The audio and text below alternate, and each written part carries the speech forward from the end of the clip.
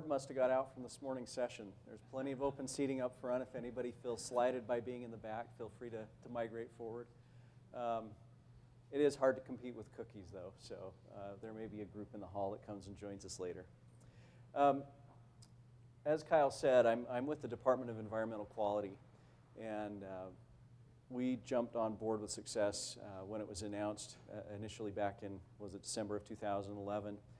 I'd like to talk today kind of in three different areas. First of all, I'd kind of like to talk about some of the things that we did as a department to encourage agencies to participate in Success, and talk about some of the good work that came out of that. And then I'd like to talk about two different case studies.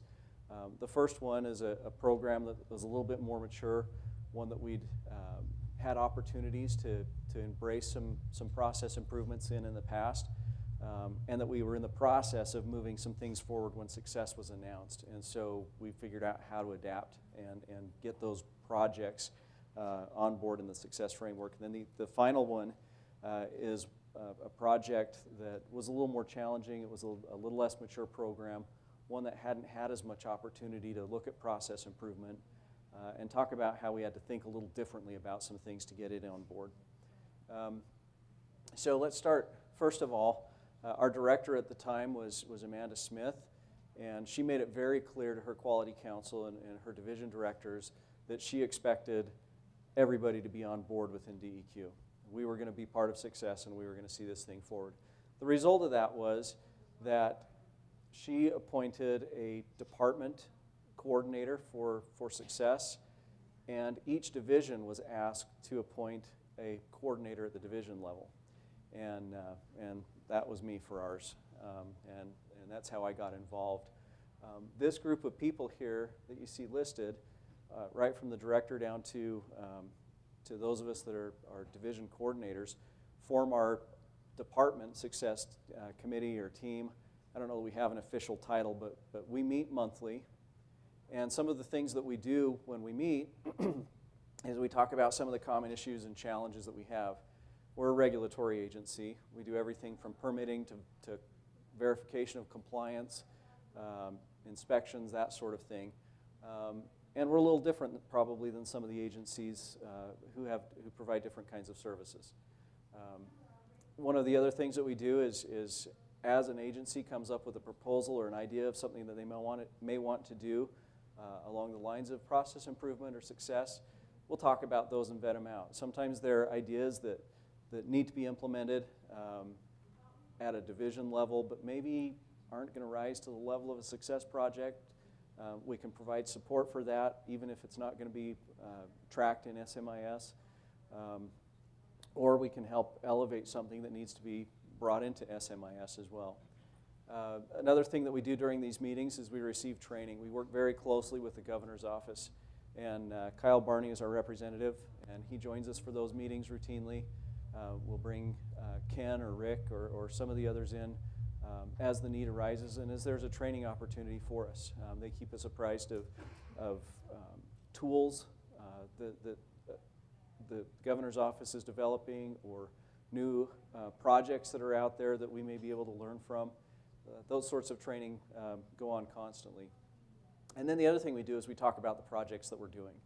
We get to share our experiences from the division level across this broad group, and we learn from each other. There's a lot of cross-pollination that goes on, and a lot of things that we learn just by sitting in the same room with people who have common types of projects and common challenges and problems.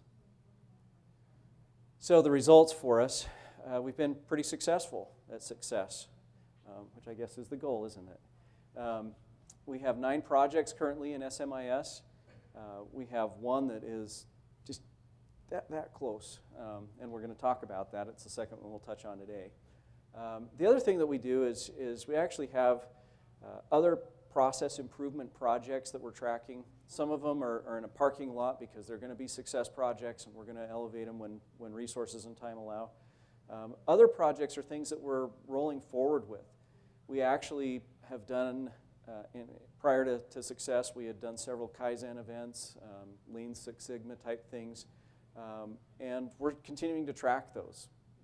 They're initiatives that started prior to to the rollout of the success framework, but they're important. In fact, critical to the work that we do as an agency, and are the result of a lot of outreach and effort with our stakeholders in most cases. We need to be able to track those. Also, there's other projects that maybe are a little bit smaller.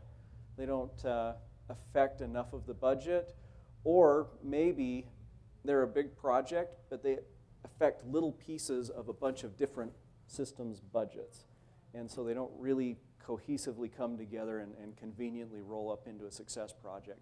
We're tracking all of those, and all of these projects get rolled up into a quarterly report that's pulled together by our department coordinator, and she pushes that up to our department director, who's Alan Matheson now, and since he's come on board in May, he's been a great champion and supporter of success as well. What this report does is it provides him a snapshot so that he can have a conversation with a legislator or a stakeholder about the projects that we're doing, and he has knowledge of what's going on in the agency, and that's been a really big help as well. So let's dive right into the first project that I want to talk about, and this is the underground storage tank compliance project. That's a group that I work with. I've been affiliated with the underground storage tank program for about 20 years now, and I've been managing the compliance group for about 6. What we do, our goal, is to protect human health and the environment we live in. We do this by preventing petroleum, which belongs inside tanks, from coming outside of the tanks. So we have a fairly clear mission. We have a clear objective and a clear goal. There are about 4,000 tanks in the state, located about 1,350 facilities. Most of us are familiar with our corner gas station, but these can be in other places as well. There are several up at the Capitol complex that are emergency generators. You see them at hospitals and other places. So they're in our community, in close proximity with people. Bad things happen when these events, when these spills and leaks occur. The way we meet our goal primarily is by conducting outreach, helping people understand how to stay in compliance with regulations. And then the most visible piece, and the piece that people most affiliate us with, is compliance verification. That's going out and doing inspections. We go out and look and make sure people are in compliance. And then finally, if they're not, and they don't come back into compliance fairly quickly after an inspection, then we get into an enforcement mode. And that's when things get costly for folks that refuse to come into compliance. So some of the challenges associated with a program like this, and I want to give you a little bit of background going back maybe 10 years or so, 2005, 2006 range, is that it's really hard to measure stuff that doesn't happen. We're successful if nobody ever has a leak, but how do you tell somebody, well, because we did what we did, there were 100 leaks that didn't happen this year, or there were 1,000 leaks that didn't happen? How do you quantify that? If I take that to the governor's office and say, look, we're successful because of this, they're going to laugh, and the legislature would too. So how do you count that? Really difficult. Another challenge is that you might default and say, well, maybe you should just measure how many people are out of compliance, or compare how they were out of compliance to how they're in compliance now. The challenge with that is that there are literally hundreds of ways that people could fall out of compliance with our program. If I look hard enough at any facility, at any station, I probably can find something. And some of those things probably don't really roll up very well into our overall mission. If somebody does something really minor, is it really going to increase the chance that they're going to leak or that they're going to have a problem that impacts human health or the environment? Probably not. So what we did is we took a step back, and this was kind of a national effort, and we were part of it. We looked at key measures, key metrics, things that really did have that kind of an impact. We looked to say, if you fall out of compliance with this regulation, is there a likelihood that somebody's going to be negatively impacted by what you did? And we identified what we called the significant operational compliance measures. And if people are in compliance, we kind of have this underlying theme or this underlying understanding that if you are in compliance, you are being protective. And we have to accept that that's reality because we can't count what didn't happen. So we looked at the things that really do matter the most, the things that are going to have the greatest influence on whether or not somebody has potential to cause harm, and rolled those into what we called significant operational compliance. This effort took place, like I said, probably 2005, 2006. And as part of that, we started training people, educating them. It was really informal, usually on site during an inspection, maybe a newsletter article here or there, but not really concerted. Just kind of getting the word out as to what we felt were these key and critical things for people to do. So at the time and the subsequent years, we kind of asked some questions. What are our opportunities to gain some improvements?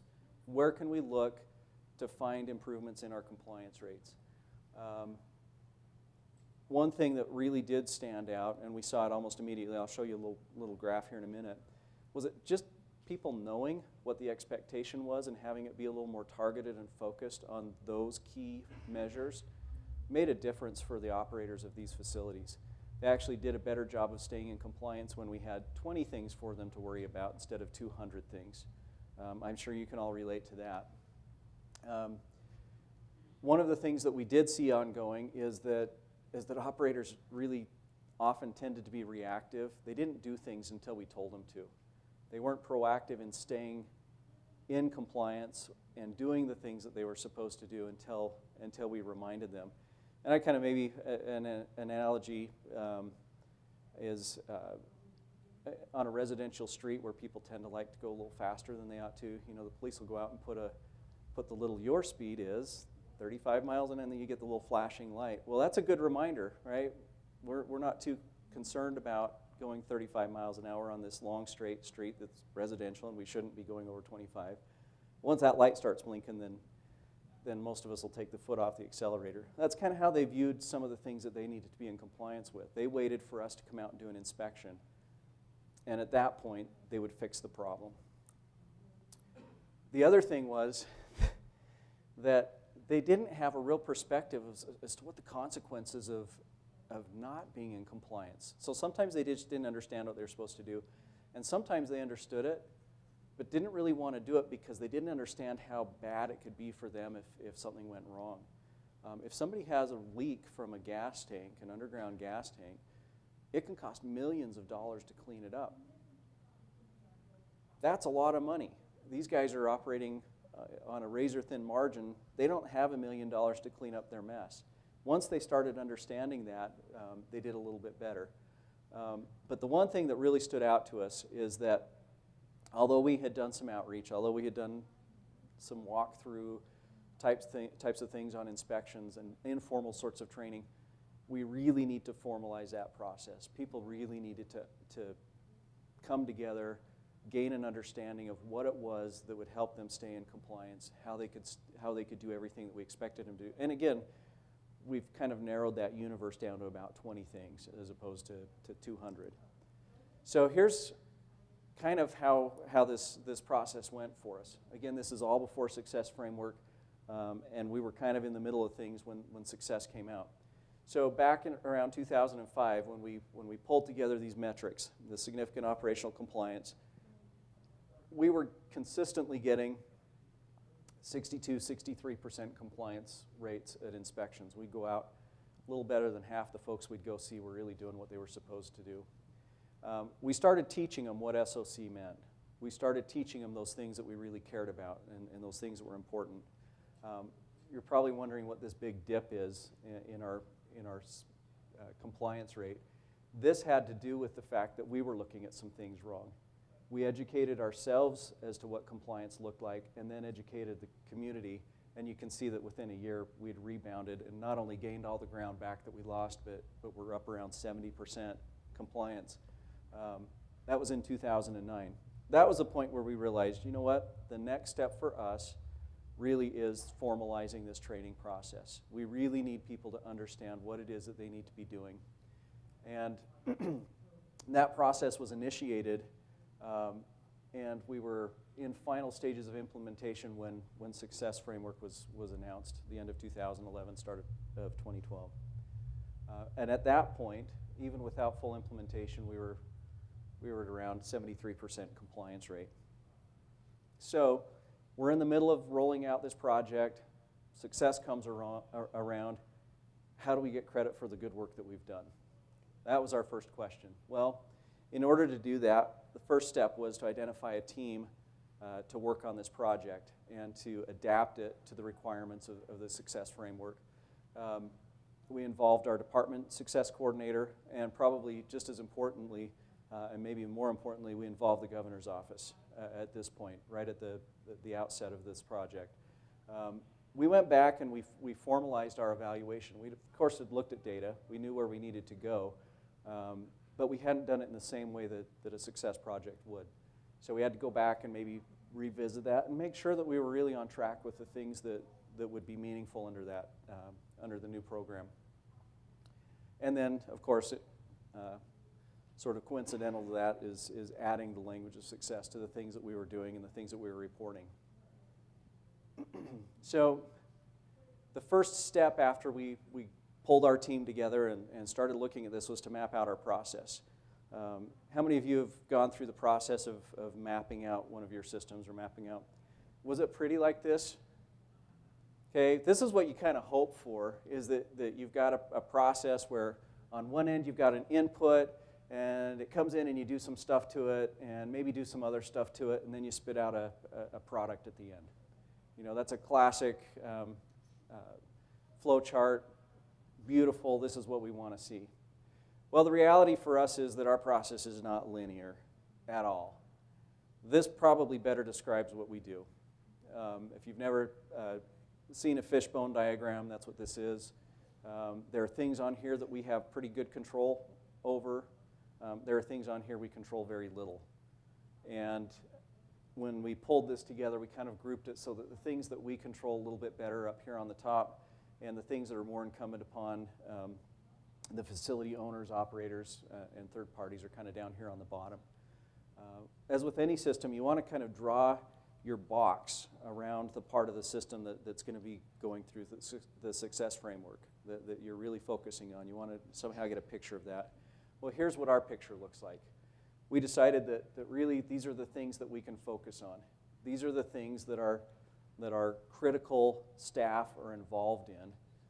And really this is our frontline employees. These are inspectors, project managers who are conducting outreach, conducting inspections, and then doing some sort of follow-up, whether it's informal or whether we have to go to a formal enforcement type scenario. If we're doing these three things and we're using our time wisely, then we meet our end goal, which is compliant tank facilities. The more facilities that are in compliance, the better we meet our overall goal of not having petroleum get where petroleum shouldn't be, so no leaks, and thereby meeting our overall program goal of protecting human health and the environment. So in adapting what we were doing so that it met both the language and the criteria of success, we had to go back and evaluate the things that we cared about. First question was, when it comes to quality, we've always tracked that as our compliance rate. We had to ask the question, is this really what matters? Is this what matters to the agency, and does that quality help us to meet our end goal? And in asking that question, it really is. If we have compliance, we have protection. I mean, that's an underlying principle for our program.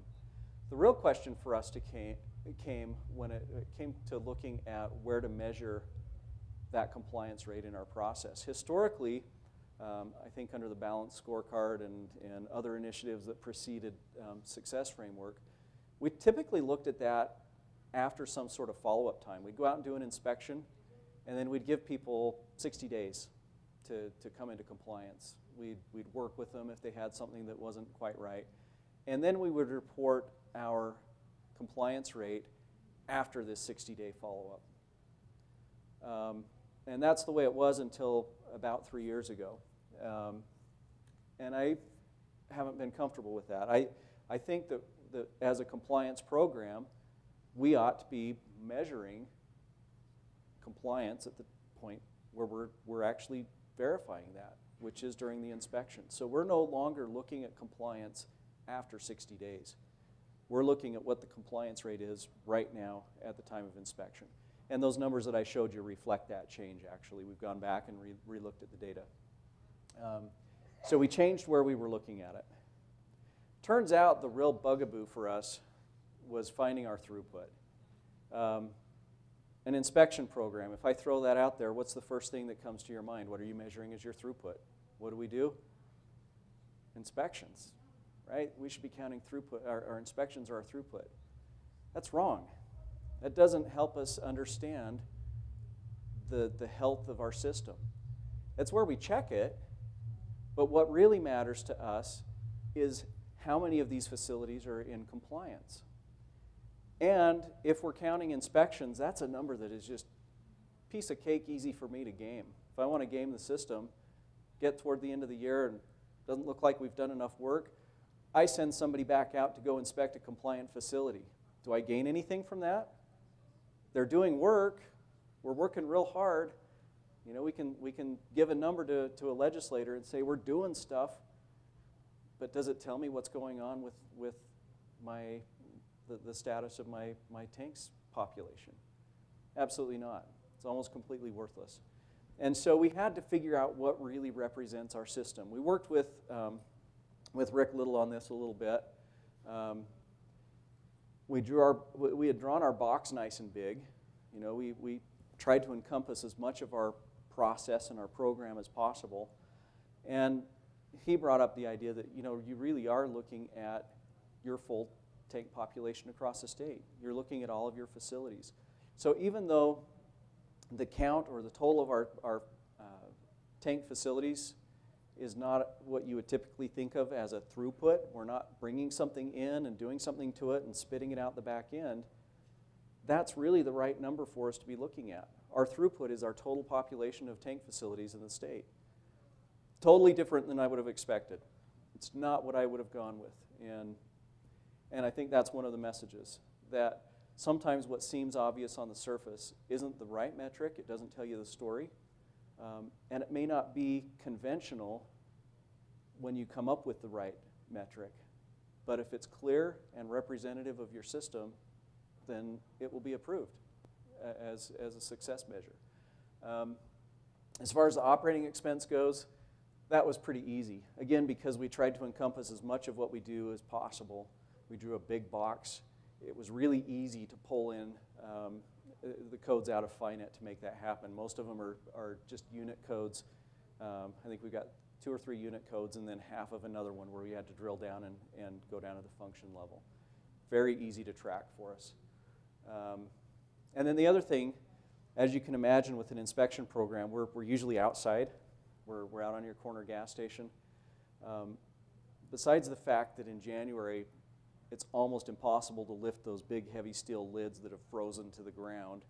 It's not very fun, and my inspectors don't do much in January. So what would that do to our reported numbers as the number of inspections goes up and down? In order to deal with those spikes, we opted to do a rolling year for our reporting. So we report the quality, which is the percentage of compliance rate at the time of inspection. That's based on a year's worth of data, and we report it every quarter. So every quarter we're reporting that based on 4 quarters of information. And that flattens out those spikes and eliminates some of those weird things that you would see otherwise. It actually helps with your OE as well, because if you have one purchase during a quarter, since we're personnel heavy, as probably most agencies are, you have one capital outlay. If you were reporting just that quarter, it would kill you to see a spike in your expenses. But those get eaten up over a rolling year. So I'd encourage you to consider that as well. Most of you have probably done a throughput operating strategy. That's kind of what ours looked like. I won't focus on it a whole lot. But here's the results, at least with compliance rate. So remember that at the end of 2011, we were sitting right around, I think, 74%. we rolled out this training program. Almost immediately we were up around 81%. We spiked out at 84, and then we kind of leveled off. So I feel like we were very successful, that the initiative worked. We got where we needed to be. We closed the gap from where we were to perfection by about 40%, right? We went from low 70 percentage to mid 80s. Fantastic. But now we're kind of hitting this plateau. We're kind of where we've gotten all that we can out of that process improvement. It's where it is. And that leads us to the question, well, what next? Well, pick up the rug. What's underneath there? Is there bugs? Is there dirt? What can we find inside of our program that still needs to be worked out? And we did this by reviewing our data to see if there were some common violations that were recurrent. Everybody seemed to be doing the same wrong thing. When we evaluated those, we looked to see what are the reasons for it? Why are people doing this? And then finally, our goal was to find some sort of an outreach effort or some initiative that we could implement that would address those. Well, it turns out that within a program like ours, there's routine things that folks have to do. And with us, there's periodic testing. They have to do tests of their tanks and their piping and stuff once a year. So once a year, they have to go out and do this. Turns out the most convenient way for them to remember that they need to do it is to wait for my inspectors to show up on site. So they weren't doing it ahead of their deadline. They were waiting for us to remind them. They thought that that was the good way to do it. And maybe historically it was, because we kind of reported 60 days out what our compliance rates were. So we gave them an opportunity to fix problems, which we should. I mean, we want to be a regulatory-friendly agency. But that's not the way to do it. Really, to have people fall out of compliance and use us as the reminder to get back in is just not effective. It's not what we want. And so we started a program where we initiated a letter. We track this stuff already in our database. We already know when their tests are due. So about a month ahead, we send them a reminder. It's cheap, easy, relatively simple for us. It's an automated process. A little bit of hands-on that we're trying to eliminate. But it's relatively simple. We started sending out these letters saying, hey, you've got this test and this test due within the next 30 days. Please send us the results when you're done. Well, the result of that is that since we initiated that, we were at 84% compliance. We got a 3% improvement. Well, 3% doesn't sound like a whole lot. We've picked the easy fruit. The low-hanging fruit's gone, and we're grappling for the stuff that's not as easy. If I can get 3%, that's about a quarter of the gap between what we desire, which is 100% compliance, and our current condition, right? If we can close that 25%, if we can do that a few more times, then we're sitting really close to perfection. And you'll notice this is kind of an oddity here. We had a 1% drop.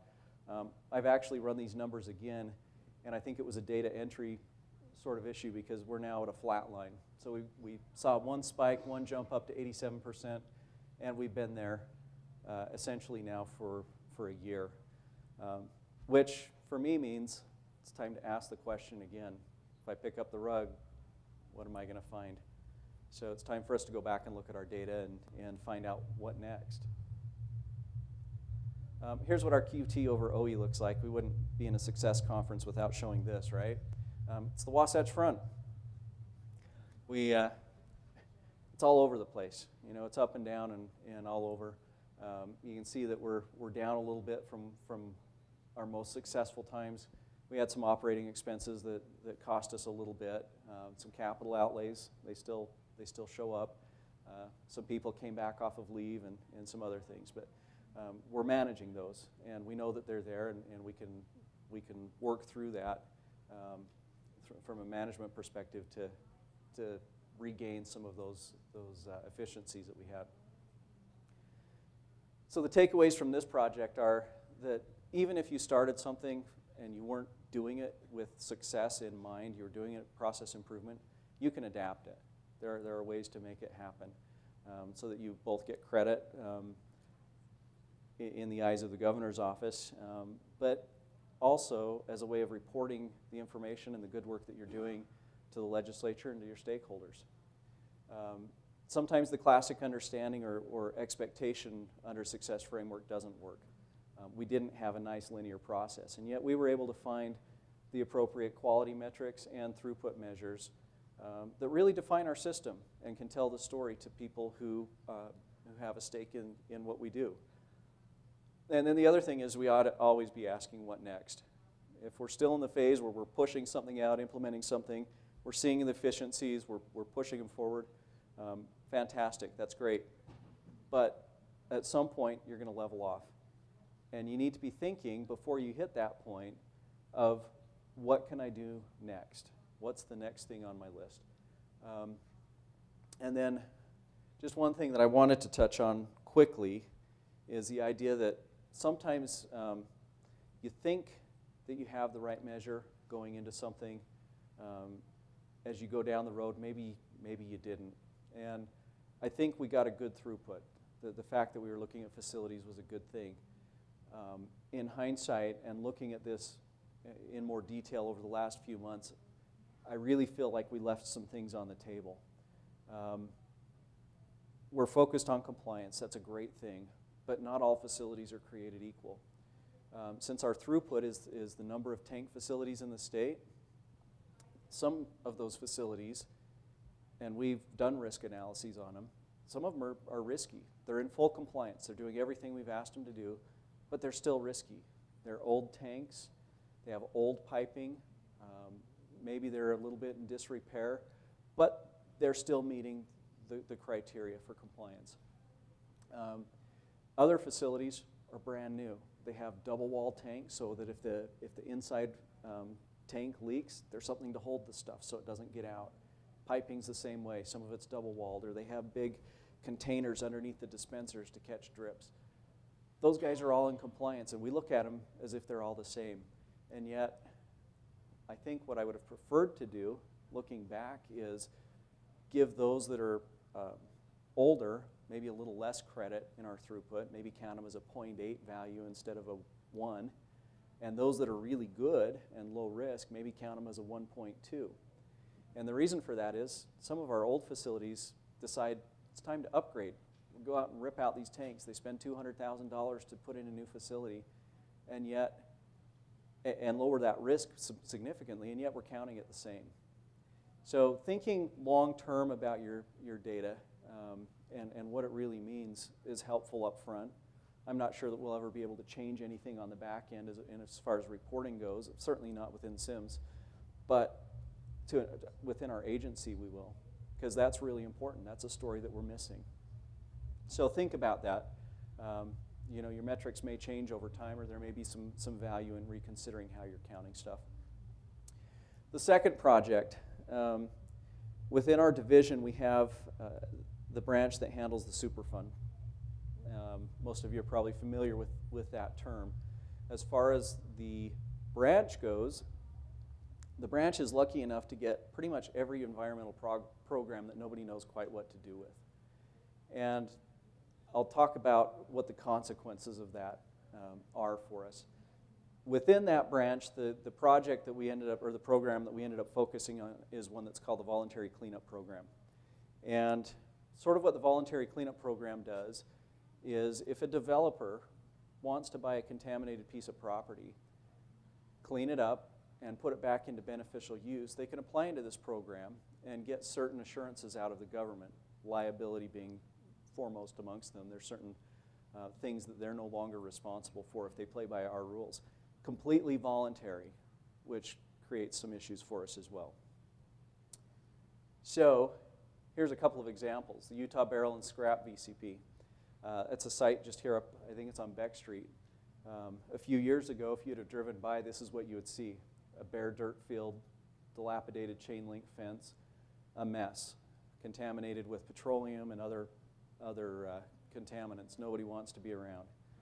They entered this program and built this building. It's called Art Space, and created 35 full-time permanent jobs to feed the economy. People coming into Salt Lake City down Beck Street no longer see this, they see this. Very good project. Anybody ride in on tracks today? Okay, if you rode through Murray, this is the old Simpson Steel site. This was a smelter site. A few years ago, this is what it looked like, a weedy industrial plot. Nothing going on there good. Chunks of concrete. That was the stuff you could see, and the stuff you couldn't were the contaminants that could cause health issues. Well, they entered this program and revitalized that property, and you can see these, I'm not sure if they're apartments or townhomes, but you can see them as you drive through Murray on the tracks train. They're right off the tracks. They're beautiful. Really nice apartments. That's the kind of work that this program does.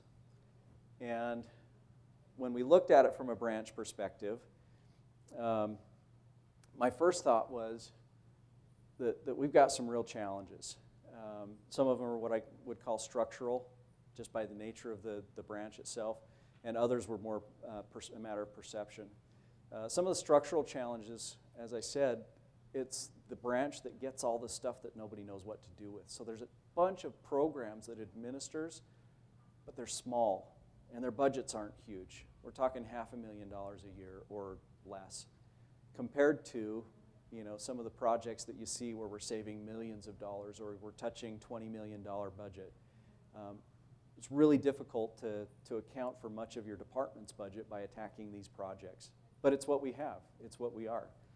So the other thing is that a lot of these things, and particularly, again, this one, it's a voluntary cleanup program. It's really driven by external pressures. We can't force somebody to participate in our program. Either they want to or they don't. If there's a downturn in the economy, which there was a few years ago, developers don't do this. If there's an uptick in the economy, well, they do. And there's not a whole lot we can do to control that.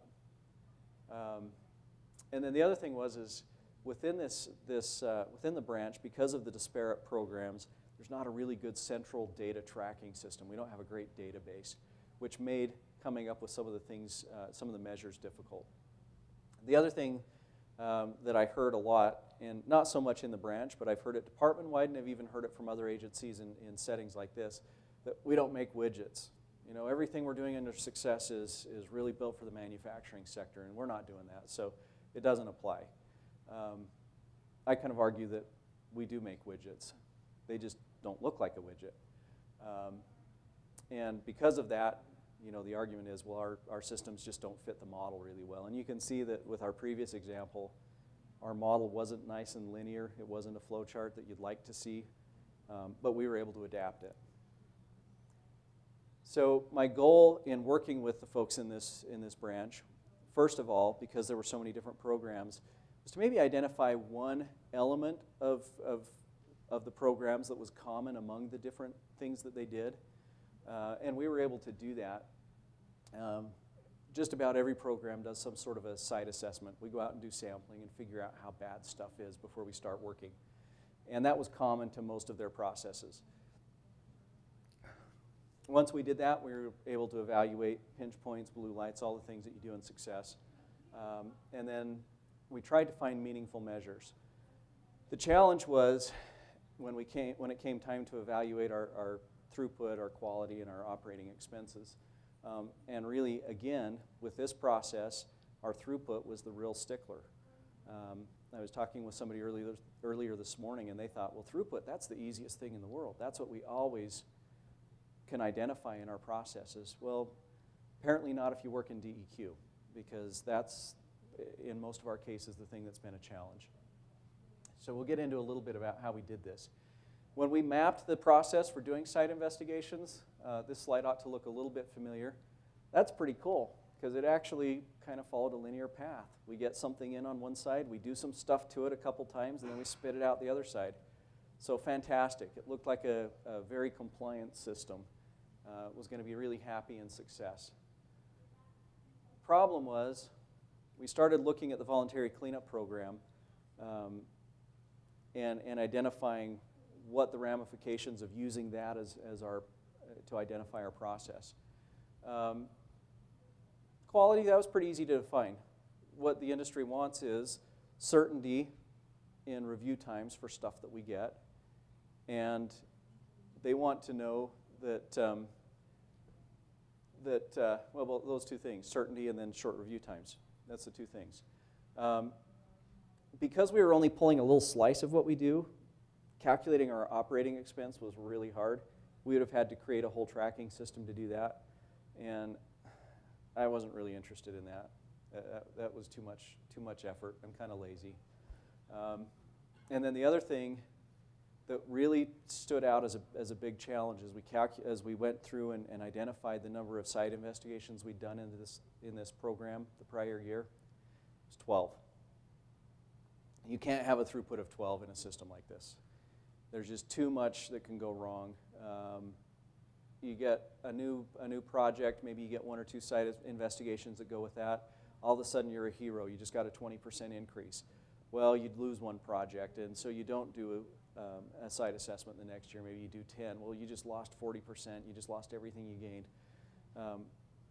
Low throughputs, that's horrible, and it doesn't tell the story. So what we did is we mapped out the entire system. We thought, well, if a small box doesn't work, we're focused on site assessments only. Let's look at the whole process. Let's do a big box. And so here's our big box. And it's a simplified process, too. There's actually more steps than just these 3, but initially we looked at just the 1, and now we're looking at everything. We thought, well, this will be good. We'll look at all the projects. Well, for those of you that are familiar a little bit with Superfund, some Superfund projects take 20 years. Voluntary cleanup projects take a lot less time in general, but they can still take 5 to 10 years. So the effect of that was, the classic model would be to say, count all your projects. As we started looking at that, the reality was that there were quite a few less. And the reason for that is that they do take a long time. There's a lot of complexity to what goes on inside those little boxes. And I know we've heard today a lot about simplifying, but as we understand the little boxes a little better, sometimes it helps us get a better picture. And those low throughput numbers just really don't reflect the effort that goes into the system. So the result of that was that for the year we looked at, and the year before, we had between 3 and 5 projects that were completed. So we started with 12 if we looked at site assessments, and our throughput dropped to 3 if we looked at the full process. We kind of went backwards. It wasn't where we were hoping to head. And so what we had to do is step back and say, what really do we care about? What's the throughput that matters in this case? And again, we worked very closely with GOMB, and Rick Little was key in this process. And what he pointed out was that as we looked at our big process, really it was a series of these small steps. And there was a series of things that got repeated over and over and over again. And rather than counting what came in and what got completed as a project, he felt it was better for us to really focus on those small pieces of the project for a couple of reasons, including that as we focused on each step, we also were able to evaluate what impact that would have on the subsequent steps in the process. We talked about that a little bit today. You don't want to change one thing and then negatively impact the rest of your process. So we started thinking more about that. The other thing that we noticed was that in addition to those repeated steps, there were some things that we haven't really ever tracked or counted in the past. What's really important to this program isn't just the stuff that comes across our desk. We're not just paper-pushing bureaucrats. We're site-visiting bureaucrats, too. We need to go out in the field. We have to go out, not just look at what comes across in the form of paper, but actually go see what's implemented as far as a cleanup goes or as far as an investigation. Field work is important. We weren't counting that in any form. We were doing it and documenting it in different ways, but there was no standardization to it, and we certainly weren't reporting it. So we involved staff to both identify the steps in the process and expectations about each step. So our quality measure ends up being meeting certain goals, primarily time goals when it comes to reviewing documents, for each of those steps. And the staff was involved in developing those. So there was buy-in in that process as well. And then we're counting throughputs. We're counting both the deliverables at the desktop and then site visits, which in the past we'd only been looking at documents that we'd processed. I think we've talked about most of this. The one thing that I want to focus on with this slide is now we have two quality measures. We have a quality measure that's associated with our desktop documents, and we have a quality measure that's associated with doing site visits and meeting goals around those. We know that those aren't equal. The pinch point really is whether or not we approve work to be done. The verification piece is important, but not so critical as far as slowing down the process. And so what we did, and I'll show you this, I apologize to anybody who doesn't like numbers and equations, but what we did is we actually put a weighting factor in here. So our quality piece is this expression here. We give the quality for the desktop a weighting factor of 0.7. We feel that it's more important and has a greater impact on the project than the quality of the field work. And the field work has a weighting factor of 0.3. So we came up with a very creative quality metric that reflects both of the things that matter to us.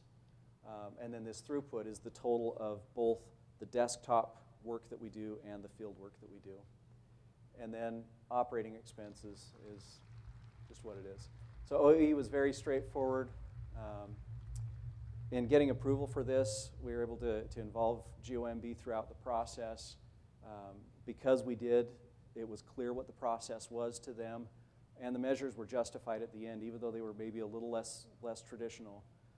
One thing that really helped is, as we were talking about looking at those smaller pieces and accumulating all of those as the throughput, we actually took Kyle and, was that Rick that went out with you? Kyle and Rick out onto a site visit, showed them what the process was, and gave them a feel for what we're doing here and the scope of it, because it is different than some of the things that they see. And I think that was really beneficial to them, having an understanding of what it was we were doing. This is the one that's not in SMIS yet, but here's our results. The baseline year was last year, so down at 0, this is baseline, and this is percentage improvement over baseline. So for March, we're almost 50% above our baseline, and for May, or June, I guess it is, for June reporting, we're at almost 150% above baseline. That's attributed to our staff knowing what the expectation is for turnaround time. That's attributed also to starting tracking these site visits, which we hadn't really tracked much in the past. So we feel like we're achieving successes already. As far as the project goes, we'll continue to track it, we'll evaluate it, improve it where we need to. As far as the branch goes, we're looking for the next project. We're trying to take the information that we got out of our experience here and apply it to some of the other programs and systems that are within that branch. And the takeaways from this experience are that even systems that aren't really typical can be adapted to the success framework, and they're probably more typical than you think they are up front. You need to look inside the box sometimes to think outside the box. In order for us to really come up with a valuable and reflective throughput in this case, we had to understand the whole system, and some of those internal details mattered here. We did have some challenges with collecting data up front because we didn't have a great database that had been in use and in force up to this point. We worked through that. There's light at the end of the tunnel, and the pain's worth it when you get done. And then finally, I think just involving GOMB right from the start and through the whole process made a difference for us. And in the end, their experience in having some hands-on exposure to what we did made a difference in how we got this thing approved. Again, their experience with other systems is valuable as well, because if your system seems different, chances are they've seen another system that's similar, and so the input that they can provide is imperative. With that, if there's any questions or discussion, I don't know if we have time. I've heard a lot of clapping. Are we way over? Oh, we're just right on. Sure. What would happen if these tanks have That's a really good question. The question was, what would happen to an underground storage tank if we had an earthquake? Thankfully, the tank itself is probably pretty stable. They're pretty strong, and a little earth movement's probably not going to affect them. Where you're going to have problems is with piping and other things that are attached to it. And before a tank was brought back into service after an earthquake, we'd probably go out and test that and make sure it's still tight and not going to leak when you fuel up. Most of them, the way they work is when you push the nozzle, it actually puts pressure into the pump sits down in the tank. So when you think of pump, it's really not what you're holding on to at the end. The pump sits in the tank and it pushes the fuel up through the piping and creates a high pressure situation. And so as long as nobody's turned that on, you're not going to leak. You're not going to have any problems. But once that pressure hits those pipes, if they haven't been tested, I'm not sure I'd trust them. But that would probably be our recommendation. Yep. Any other questions or comments? All right. Thank you.